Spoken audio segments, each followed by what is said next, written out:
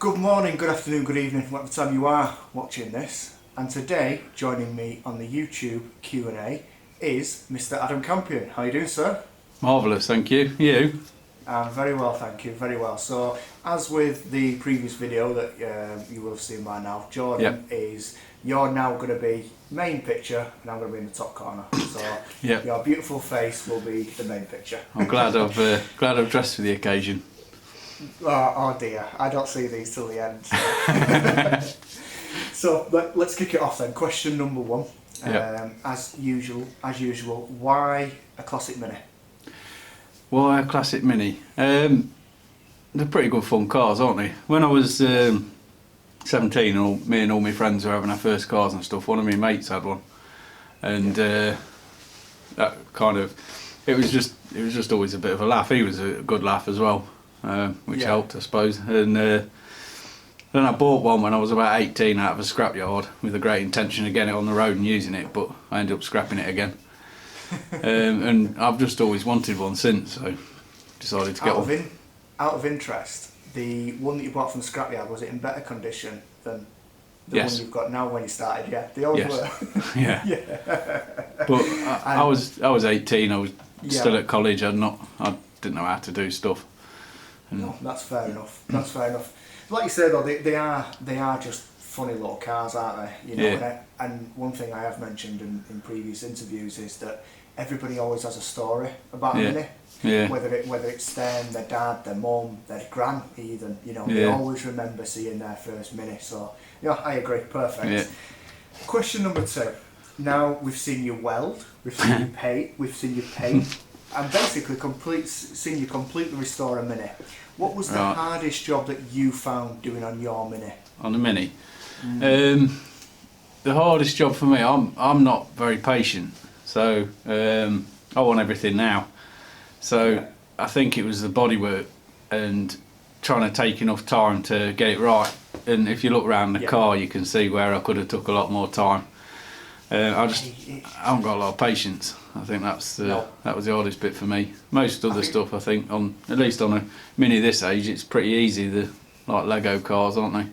Yeah, no, I agree. And like you say there, patience it's one of my downfalls as well. I want everything now, and that's it. I can't wait for things. So, following on from that same question, but following on a bit, is what's the hardest job you've ever done non-Mini related? Because I know you do work on the vehicles. Yeah, I've been thinking about this for quite a while since watching some of the videos, and a lot of the time I don't think there is a hard job. I don't think I don't know, I find that a difficult thing to work out what's hard.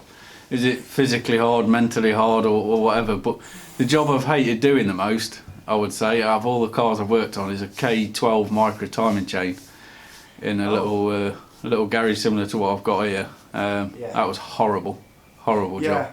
I think that's what I am referring to, because sometimes, like you say, if you had a ramp, most jobs are pretty easy. But doing, I believe doing a 1.8 turbo clutch on your back is not fun from the Audis. So yeah, no, that's fair enough. So again, I know you was a bit worried about this question, but it's coming up anyway. Dream 3-car garage. 3-car garage. Now I said to you the other day, you can't ask this question because it's too hard. It's 3-car garage. So again, you tell me what the outline is, because some people have gone for, I want a practical one, I want a weekend, and I want a complete toy. And other people have said, I just want toys because I've got my daily. So you tell me what you think. Tell you what then, 3 cars I haven't got. Because to go with 3, I've got obviously my Volvo and the Mini. They're 2 cars straight away, and then the third space would be impossible to fill. So 3 cars I haven't got. Perfect. Yeah. Dream cars. K10 Micra. Got to have one of those. A DeLorean. Okay. And then the third one is going to be Kit Night Industries 2000. So not Mark Draper's kit. No. A genuine kit. Yeah, a genuine kit. Fair enough. No, that's fine. Like I say, it is hard to pick, because I know if you'd watched the interview with Paul P, he picked 2 of his own cars anyway, because he said he's got them, which is lovely. And I know you've got 2 of your dream cars, so that's great. And I thought that was a good twist. So Let's move on then. So again, it's a usual question. You can't say wheels. Well, you've bought a Mini. No, it needs no rush repair. Needs no big work. What's your first modification? First modification. Now the sensible answer's tyres and brakes, isn't it? But that's just boring. Who wants to stop and go around corners? Yeah. I'd want a massive engine to go as fast as I could. Okay. Because power fixes everything, doesn't it? It does. It does, because it will. If you hit the wall hard fast enough, you'll never know you've hit it. So exactly. Does it? Yeah. Loads of noise and loads of power. So is there a particular engine you go for? If let's take mathematics and everything out and money out of the equation. What engine do you think you'd go for? This changes in my mind quite a lot. I quite like what you're doing with your micro engine. I think the micro engine's perfect size wise. It's going to fit nicely and it's got a nice amount of power and stuff. But at the moment, my favourite one is an Alfa Romeo 156 twin spark engine. I'd really like to have a go at putting one of them in a Mini, because the 1.8 is 140 brake horsepower as standard, and they rev round to 7,200 RPM and sound fantastic. Oh, they do. Yeah, a friend of mine had one from years ago, and it was a dog, and it was still a quality car. So, I really like them. I agree. Let's have a look then. Do you have any other hobbies other than Minis? I think I know the answer to this. I like cycling. Yes. Lots of people into cars don't, do they? But maybe I'm a bit different. Yeah. I like being that guy at 20 mile an hour down the country lanes that you can't get past for 5 minutes. That's me. Fair enough. Right, okay, going on to a bit of your past, like you say, you've currently got the Volvo. Yeah. And I don't know if people know you do have a Binny. Do you still have the Binny? Yeah, still got it. Yeah, still got the Binny. Name a couple. I know you've had quite a few cars from speaking to you. Name a couple of your favourite ones that you've owned. A couple of favourite ones I've owned. I had favourites. There's quite a lot to talk about. One of them I only had for a short time because it was bought to sell on, really. It was a BMW 530 Sport 02 plate E39, and that was fantastic. Was it like touring? No, it was a saloon. It had 19-inch parallel wheels on it, which I think for the non-genuine wheels made in the M parallel style, and I think they're the best wheel for an E39. Yep. And it was just like driving a big armchair that you could go really fast in. You didn't have to worry about being in the right lane at a junction, because it was an auto. You just stamped your foot down and off it went. You could be in whatever lane you wanted. Did you feel the speed? Because see, I had a T5 and it bored me because it was so fast. A 2.5 T5, and again, like an armchair, automatic, absolutely rapid, but boring. So if you felt the power, I can appreciate that. Yeah, it would just hit about 3,000 RPM and it would take off. It's no supercar power. I think it was just under 7 seconds to 60 or something. So, but for what felt like a big luxury car, it felt quite good having that power. Is there any others? Others. I really enjoyed my Vauxhall Calibras. I only had the 8-valve ones, but the better ones. It don't matter what anybody says. Honestly, I'm a 2-litre 8-valve man. I had 3 of them, all the same colour. It was called Petrol Blue, I think. It was green. Beautiful colour. I loved them. They were great. They're a really nice looking car. People always say, but they're just a Cavalier underneath. But they're a Cavalier GSI or a turbo underneath, because they've got the independent rear suspension and a few other little differences. That's right. So. And they always had the better brakes as well than just had the Cavaliers. The thing is, I got kicked off a few Vauxhall forums back in the day when I was a Vauxhall man, because I said Cavaliers and Calibras donating engines to Novas and Corsas. It didn't go down very well, because again they were a quality car. You know, even the Cavaliers were cool. You know, you look back and now and I love them. You know what I mean? I never had a GSI or anything, but I had a L-Reg 1.8 LS, and it was a saloon. It was the wrong colour. It was green, but I got my hands on a full GSI kit and a set of cav slabs and did all that. It was a facelift car. I swapped all the front end because I don't think there was facelift GSIs, was it? No, there wasn't. No. So I swapped all the headlights and the grille and everything to the pre-facelift. I really like that car too. Just like you say though, just like with the Mini Lego cars, everything fits. Yeah. You know what I mean? You could literally just take some off it. Yeah. Great cars. So no, that's any others while we're still on the subject. I love talking about cars. Let's keep going.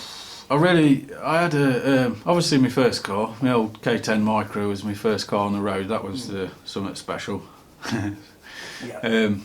And then one of my other favourites was a Corsa. That was the only car really sort of modified. I bought new stuff and made it. I did all the suspension, wheels, window tints, big stereo and all that sort of stuff. It was still a 1.2, so it was slow, but I quite liked it at the time. Fair enough. There's nothing. Fair enough. I've had quite a lot of cars. I can't name them all, but I think they're probably the ones that stand out. Good. No, that's perfect. If someone was starting a project, someone you knew or a friend of yours at work, a colleague at work or something, other than don't do it, what advice would you give them? Take your time, label everything. Again, going back to what we said earlier about patience, I'm not patient, and when I was dismantling my Mini, to a certain extent, I put stuff in boxes. I think I got the idea from DB because he's got boxes with nice labels on and stuff, but the majority of the time, particularly with nuts and bolts, I just chucked them all in a tin and worried about it later. And I think if I was going to do it again, I'd get a load of little Ziploc bags or something and put nuts and bolts and write on them and try and be a little bit more organised about it, because you can end up with bits all over the place and not remember where anything goes. Yeah, I think another thing as well, one thing I'd say is get a decent toolkit together. Yeah. You know, you don't have to have, you know, I mean, you know, we all envy Paul P with his ramp and things like that. But I mean, them Alfred's toolkits that they do, I think the new ones now don't come with Imperial stuff, which is a bit, I haven't got a lot of Imperial stuff anyway, metric only. Just find the closest one. Yeah, that's right. 13 mil average. So I would say just get yourself a good, because there's no worse than using a crap ratchet. Yeah. Especially when you try to take some off pretty tight. I think the Halford stuff's pretty good. I've got quite a bit of it. I used to buy a lot of Snap-on and Matt Tools stuff when I was working in a garage, but if you're not using it every day, there's no point. You're not going to wear out the Halford stuff. I know, that's the thing, and it comes with a guarantee anyway. So you know, I had a ratchet spanner that replaced for me, you know, after a few years, and the only thing they didn't replace was the ratchet. But you can buy the replacement part for it for six quid or something. So I don't think there's a lot of point spending. If you're at home, there's no point. If you're in a garage, then fair enough. You're going to be more stuck halfway through a day with a broken spanner than you are if you're at home at the weekend. Yeah, and the good thing is, if you are in a garage, I mean, a lot of them are on tick anyway, and it's tools of the trade, so you do need them anyway. So I get that, and it's always nice to walk on the Snap-on van in it. Let's face it. Have a good mooch around. Try and get free stuff, but always get told no. No, you're only having stickers when you bought something. Yeah, exactly. So I buy a £3,000 toolbox and I get a sticker. Yes, that's exactly right. Right, I'll buy it. Done. Deal. So let's do some YouTube questions to finish it off then. So, what made you start your YouTube channel? What made me start? I started out watching. I only really started watching much on YouTube just before, probably 6 to 12 months before I got involved with making my own videos. I've never really seen YouTube as a thing to watch, and I started after I got my Mini. I started watching Matt Green. That was the first one. Bad Obsession Motorsport, and then as it went on, I stumbled across yours, DB, Sean, Dave, and I thought it looked quite good fun what you lot were doing, making these videos. So I thought I fancy having a go at that. So I reached out to Sean, I think, and Dave, and asked for advice. What do you think I should do? And they said, just go for it. Stick a video up and send me the link, sort of thing. So I did, and I've really enjoyed it. It's just good fun. I spend my time sitting watching people rebuild the cars, so you kind of think to yourself, well, if I'm doing it, somebody else is going to enjoy doing it, aren't they? Watching I agree. I filmed a video today. I spoke to you earlier, and I said I really enjoyed it. Our lass thinks I'm an absolute idiot. She says you're an absolute idiot. I'm laughing my head off at what I've done, and she's like, "You're not that funny though." And I said, "Well, if I make one person laugh, I don't care. It's just that's it. It's entertainment." That's it. I see yours quite similar. Like I say, we have no patience, and we're just. I don't want to offend you here, but I class myself, and I'm an idiot in a garage, just having a go. Yeah, exactly that's right. the thing. I'm just having a go. You know, you do get your negativity, but most of it's quite positive. The community is very positive. Yeah, you get the odd troll, don't you? But I'm quite. I don't know. I think I'm quite thick-skinned in that respect. That I don't really care what they say. I'm doing my thing and I'm enjoying it. So if I'd done something and offended one of you guys that I've built up a friendship with, I'd be a little bit down about that then, but not some random who watches my videos. I don't really care if I upset them. No, I agree. At the end of the day, you've got a button there, or you've got a screen there. Just watch something else. If you're not interested, just watch something else. That's what I do. So no, that's fair enough. Let's have a look at the second to last question. I think you've just named obviously a few there, but name a couple of your favourite channels. Don't have to be mini, can be mini. Whatever. I'm not going to name mini ones because I watch everybody, and if I name mini ones, I'll forget someone. So fair enough. Outside of minis, my favourite is probably Cletus McFarland. I really like what he does, and the camaraderie he's got with James and Cooper. They're just a great team. They work together really well. And then non-car related, I've been enjoying a lot of GCN, Global Cycling Network, obviously. And then there's one called Seth's Bike Hacks. He's from North Carolina and he does mountain bike stuff. It's quite good. Oh, so he's north of Cole, who's in South Carolina. Yeah, that's it. Yeah, that's right. He'll love me for that. He don't watch my videos anyway. I'm not big enough for him. No, he doesn't watch mine either. So last question then. What can obviously the mini? They never completed, but obviously you smashed it getting it ready for Ironman. I know you've just painted the bonnet and you've done a couple of other things, and you've also done the head. What can we expect coming up on YouTube? I've got a couple of boring bits. I should have a delivery coming tomorrow, some brake drums and lower arm bushes. They're going to be boring bits. Whether I'll film them or not, I don't know. I've got quite a habit of just getting bits and getting stuck in and fitting them to the car without the camera. But I want to do more engine stuff. I've really enjoyed doing this 998 thing, kind of a thing that's a taboo that you can't do that at home. It'll be awful, but no, you can. It works. Yeah, well, I've seen the videos. I've seen the video. I agree. I mean, you know, I know I've gone micro now, but the sound of an A series is pretty cool. Yeah. It is pretty cool. I get that. So fancy having a go at something else, a bit more engine-y, a bit more at home. I don't know what yet, but we'll see. Get yourself a really, really, really cheap A series and build it up on an engine stand. That'd be cool. Yeah. But then again, you know as well as I do, it's the nuts and bolts, isn't it, that cost the money. You know, that's it. When you throw them all in a tub somewhere, then you come back and you go, and then you think you've ordered the right one, but it's half inch too short or something. I had a few of them. Well, that concludes it, mate. I've really splendid. Again, I say it every time, but I have really enjoyed it. If people don't watch it, or I don't care. I had fun time. So I hope me too. I hope you did. I did. So we'll end that there. Thank you very much. Thanks, Alex.